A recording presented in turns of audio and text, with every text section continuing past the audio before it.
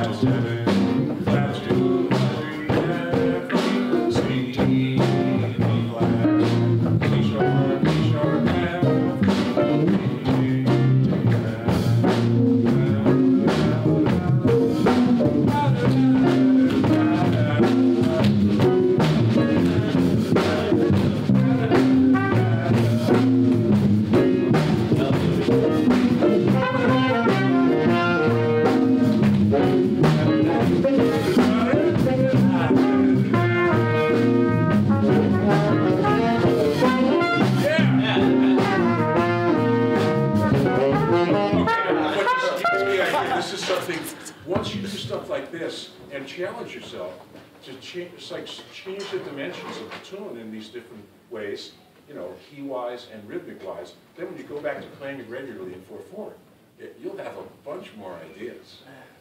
Okay, that's my. Well, thanks so much. Thank you. Okay. All right, thanks a lot, guys. Thank you. Very good. Very good.